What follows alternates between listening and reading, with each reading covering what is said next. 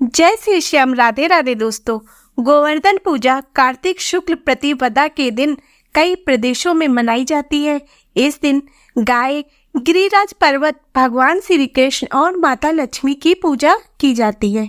इस दिन श्री कृष्ण को अन्नकूट भोग लगाया जाता है। साथ ही गोवर्धन कथा सुननी चाहिए। मानता है कि इस कथा के सुने बिना पूजा अधूरी रहती है। आइए जानते हैं गोवर्धन पूजा कथा।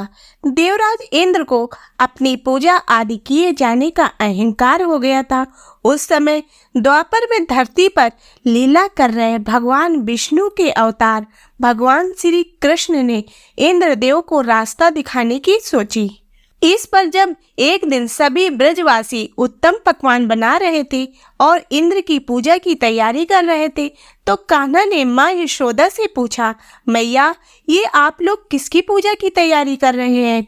माँ यशोदा ने कहा, लल्ला, हम देवराज इंद्र की पूजा करने जा रहे हैं। वह वर्षा करते हैं जिससे हमारी फसलें उगती हैं।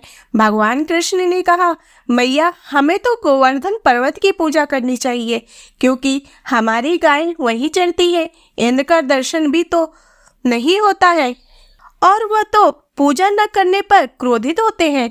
ऐसे अहंकारी की पूजा नहीं करनी चाहिए।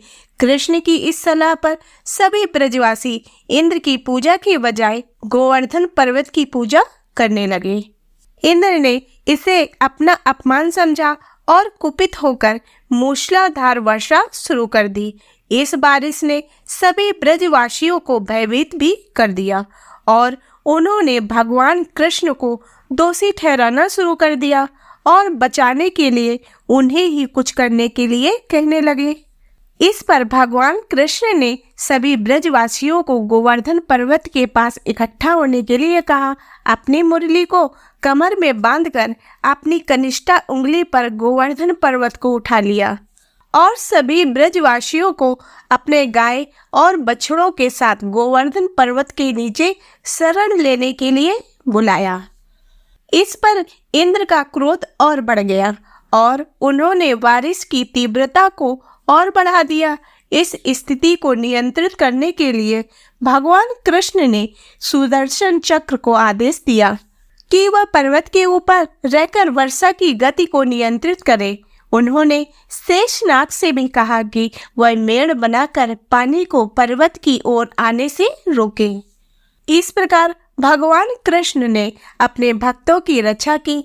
इंद्र ने यह सब देखकर महसूस किया कि कृष्ण कोई साधारण व्यक्ति नहीं है। वह ब्रह्मा जी के पास पहुंचे और अपनी समस्या बताई। ब्रह्मा जी ने इंद्र को समझाया कि भगवान कृष्ण स्वयं भगवान विष्णु के अवतार हैं और उन्हें पहचानने में उनकी गलती हुई है। इस पर इंद्र का घमंड टूट गया और उन्होंने भगवान कृष्ण से क्षमा याचना की और उनकी पूजा करने का निर्णय लिया। इसके बाद से ब्रज समेत पूरे संसार में इस दिन गोवर्धन पूजा होने लगी और कान्हा को अन्नकूट भोग लगाया जाने लगा। इस पौराणिक घटना के बाद से गोवर्धन पूजा का आयोजन किया जाने लगा।